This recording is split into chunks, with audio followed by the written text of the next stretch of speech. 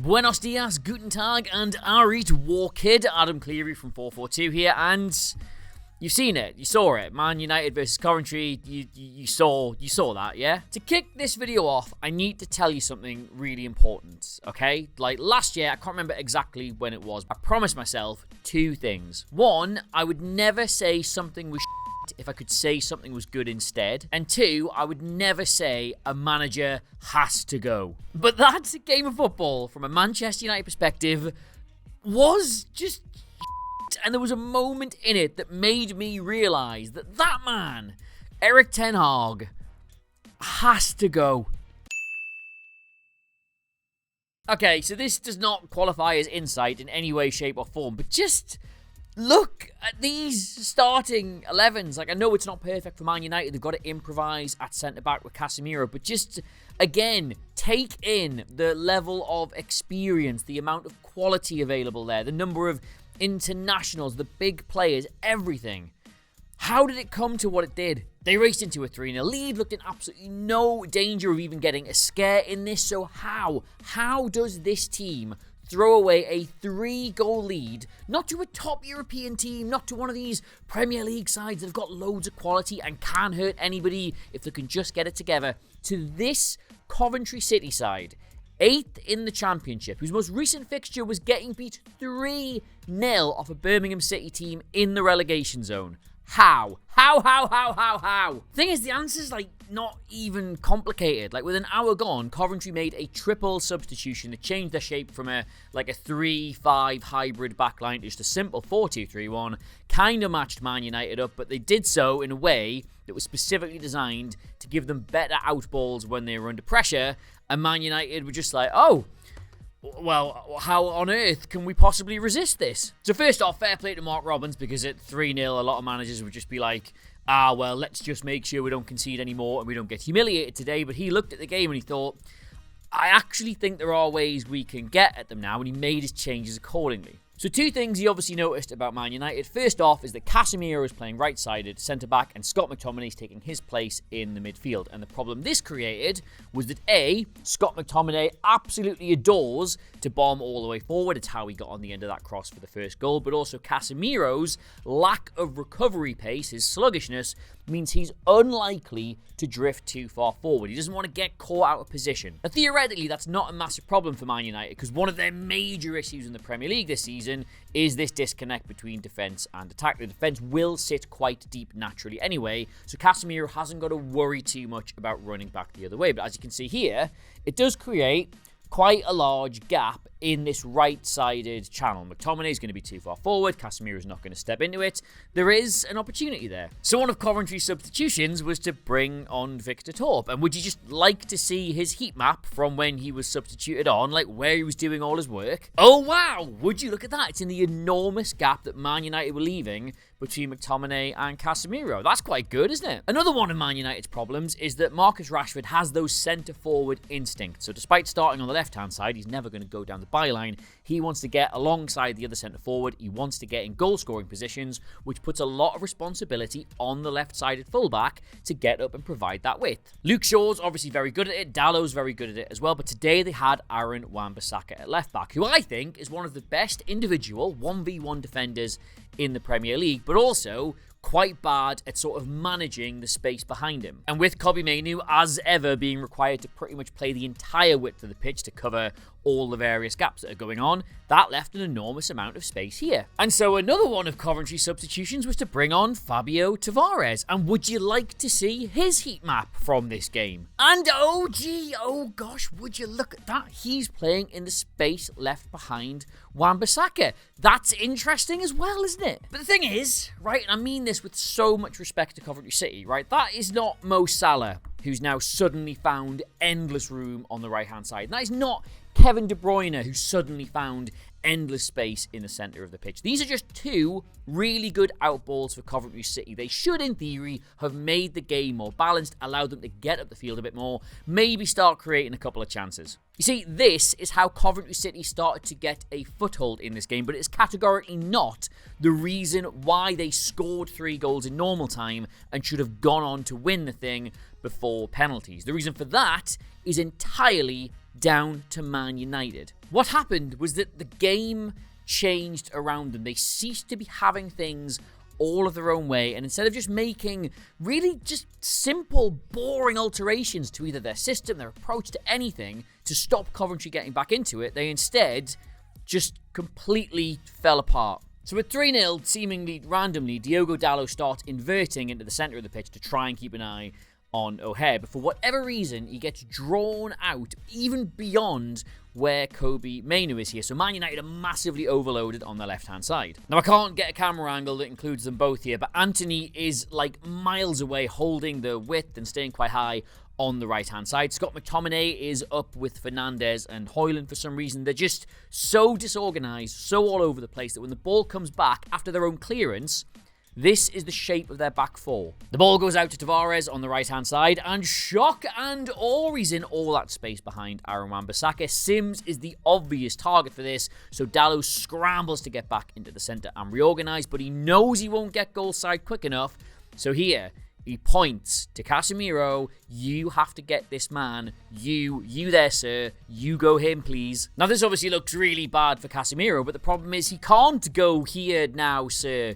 You please, because 𝗕𝗏𝗏𝗏𝗏 is right behind him. He's now effectively having to mark both of these players for the same cross because Man United were so open and so disorganised. And just to pause it, and I'm going to be doing this quite a lot, at the moment that ball gets to Ellis Sims, Manchester United have given him this much room in the box. This is the shape of their back four, and this is the amount of room between the two centre-backs. And Coventry simply were not capable of making that kind of chance in the first half because Tavares wasn't there. They weren't exploiting that space behind Man United, so they've made a good change that's now led to them getting a goal. You have to then adapt. You have to fix that. And after that first goal, right, Ten Hag does make a change. He takes off 𝗘𝗫𝗧𝗏𝗏𝗏 for Christian Eriksen. The thinking obviously being Eriksen's way more experienced in these big games. He's probably a bit more positionally aware. He should provide us a little bit extra control. He probably won't get caught wrong side as much as 𝗦𝗶𝗏 might. But just allow me to ask you the tactical question, right, that I can't believe Ten Hag wasn't asking himself.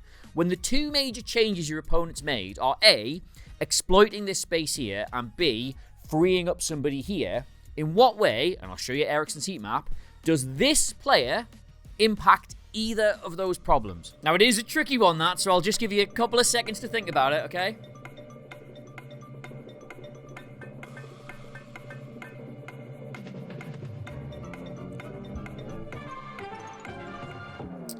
He doesn't! 7 or 8 minutes later, Man United push up the field. They put Coventry under a little bit of pressure, and one of the defining characteristics, one of the main things about this side, in Ten Hag's own words, is it's supposed to be a great transitional team. So when the ball changes between one team to the other, you know what to do, you react quickly, and you make opportunities out of that. But when they lose the ball, the counter press, which is them trying to win it back straight away so you can take advantage of the sort of disorganisation in the opposition, is weak as piss, and Coventry can just play out into the enormous space Man United have left by pushing up the field. And Man United fans, if you're watching this, has this not just become the defining image of your entire season? Like a random assortment of players all in the wrong position, sprinting back towards their own goal with a huge gap between those at the back and those coming in from midfield. Like, how many times? You know what? I'm going to play the clip again because we made a super cut of this like a month ago. This happens every single game. And again, just to pause it and draw the lines on, this is the current shape of Manchester United's back four. Like, this is Christian Eriksen.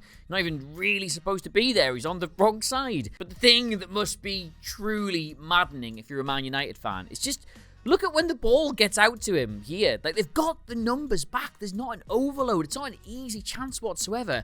And yet he's still got all of this space. Like, Antony shouldn't be there. McTominay should be closing that down. Fernandes just kind of trots along. Like, there's so many individual decisions here that are just wrong. And obviously it's an incredibly fortunate deflection. You could let him do that 100 times again. He probably wouldn't score any of them. But just watch this slow down. Look at all the different Man United players who could make a decision to better close that shot down, who could throw themselves in front of it. And just None of them do. And yes, okay, that's a very weird penalty. I think 𝗕𝗊𝗍𝗧𝗏 was incredibly unlucky to have that given against him. But just the amount of things leading up to that, which just scream, we don't know what we're supposed to be doing, is again staggering. 92nd minute, Man United are hanging on, and for some reason, their centre forward and number 10 are defending the left-hand side of the pitch. Now, given that that space was pretty open, hey, maybe that's a good idea. Maybe that's something Ten Hag has called for from the sidelines. Maybe that's a way he's organised them. Well, let's just watch them for a second, right? First of all, Fernandes points there, tells Højlund he should go to that player, and then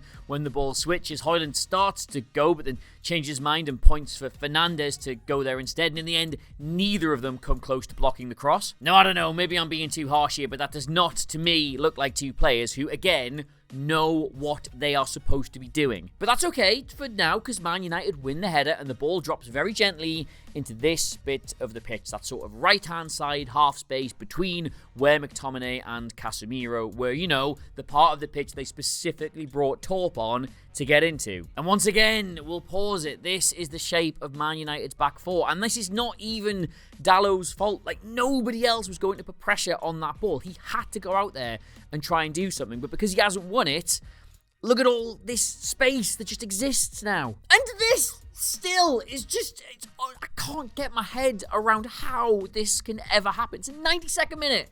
You've thrown away a 3-goal lead. You are hanging on with seconds to go, and your two most experienced players, Casemiro and Eriksen, in this exact moment, what are they contributing to your defensive effort? They don't have a man. They're not covering any space. They just stood there like a pair of dicks in the wind. Sorry, yes, I have taken my jacket off. I just went for a stress wee and just, never mind. Anyway, so the penalty, that's very unfortunate, yes. Probably shouldn't get that, but they do, and it's 3-3, and then we go into extra time, and Man United are the better side, probably, but then it happens. But it's this bit here that is the greatest organisational sin of the lot, right? This is 𝗘𝗫𝗧𝗏, who's been brought on to exploit that little bit of space between the right centre-back and the right central midfielder. As that ball comes into the box, this is the amount of room Manchester United let him have. 4 players who you would say are involved in this situation, and yet not one of them is close enough to throw a block in, to stop the shot, to contest anything about what happens next. And the worst part is, even if he just fresh air kicked this and it rolled through, Ellis Simms is completely unmarked at the back post to just welly that into the back of the net. That's unbelievably bad defending. And purely from my own amusement, I'm going to draw that line again, because that's just... how do you even do that? So, why did I say at the start of the video that all this means that Erik Ten Hag has to go? Well, what we've just looked at here are 4 absolutely classic examples. If you're a Man United fan, you've seen loads of them this season, of the team being really open for somebody else, exploiting all the spaces and scoring goals as a result. But the thing is, all season, right, we have been told by the club, by the manager, I've even done videos on it, like, this is part of the plan. Man United play this way by design. They think this openness allows them to be expressive in the final third. It's what's got them up the league to as far as they are. It's what's got them to this part of the FA Cup. Like, without this system, they would never have beaten Liverpool. They want to have this really high adventurous press with this really low defensive line so that they can contest the ball in the opposition's third and win it back, which they are quite good at. And because the defense is deep, they're not going to get caught in behind. They can hold the opposition up when they counter-attack to allow other players to get back. Like, that is Ten Hag ball in his own words. But this, my friends, is why this game should, I think, represent a point of no return for his tenure at Manchester United. Because, okay, if that's the way you want to play, then fair enough. But why do you want to play that way when you're 3-0 up against Coventry City? Because in the 62nd minute, when Coventry made those changes, the game was over. Like, Man United had won it. This system had brought them a win in the FA Cup semi-final. But now, those substitutions were going to open it up a bit more. They were going to make the game a little bit more even. So, why continue to use that system? When Ellis Simms gets that first goal, any manager in the world, including Erik Ten Hag, by the way, would look at that situation and be like, Alright, okay, those were clearly some effective changes they've made there, but there's 20 minutes left. We're 2 goals up. We are miles the better side. Let's just close it down here. But for some reason, with 15 minutes to go, this is the defensive shape they found themselves in. And then with just 4 minutes to go, this is the defensive shape they found themselves in. And then in the very last throw of the game, the last moments of the injury of the extra time, this is the shape they found themselves in. And the only conclusion I can draw as a result is that this openness, this lack of control that Man United exhibit is not part of some genius grand plan that's going to see them score loads of goals or just come good next season if they persist with it. They don't control these games of football because they're incapable of controlling games of football. Like, they did get away with it here, just about, but in recent weeks, they were beating Chelsea in the 90th minute and then somehow went on to lose that goal because, if you remember that winner, they simply could not exert any control on the situation. They snatched a 95th minute winner against Brentford and still did not go on to win that game because they could not exert any control on that situation. Just to be as blunt as I can be here, right? If you cannot physically find a way of controlling a game against a championship side when you've got a 3-goal lead and there's half an hour left, then you can't control a game of football. It's that simple. And all Coventry had to do was make 2 really simple changes. One that enabled them to get on the ball in the final third a little easier. One that enabled them to get in behind the fullback a little easier. And Erik Ten Hag could do nothing about it. Like, he spent all season claiming this style of play, this openness is deliberate. But it's clearly bollocks. Because if it was, then you would just stop doing it at times like this. Like, just look at all the pointing and all the players trying to cover for other players. This is not a team that in these situations has the first idea what it's supposed to do. And that can only be the responsibility of the manager. And I'm sorry, but get him gone. Like, it's been fun, certainly. They're the best team to watch in the league if you're a neutral, absolutely. But he's got to pack them little hats up now and get walking. So yeah, for me, it's not the players or the injuries or the bad fortune or the officiating or the scheduling or anything like that. Man United's biggest problem, I think, is Erik Ten Hag. But I am very aware that that is just one opinion, mine, and you may have some of your own. And I would really like to take the temperature of the Man United fan base over this one. So, Erik Ten Hag, good, bald, ugly, let me know in the comments below. Should they keep him? Should they stick with him? Should they give him one more season? Should they get rid of him immediately? Who would you have instead? All thoughts, all opinions, all feelings. Very welcome. Think you're too good for the comment section, though. You can get me on Twitter, X, whatever we're calling it this week, at @AdamClery, CLERY. Should be probably on screen now. Somewhere the 442 socials are in the corner of the video. The latest issue of the magazine, the Arsenal Invincibles one. But if you're a Man United fan, there's still good reading in there. There always is. Available now from all good news agents. And the crap ones as well. Please do consider subscribing to us here on 442. It's our favourite thing in the whole world because it's the one metric that does really help us out, short of bumping into me in the street and putting £20 directly into my pocket. But until next time, friends, oh, what a mess. I can't keep talking about Man United like this. It's just fix it.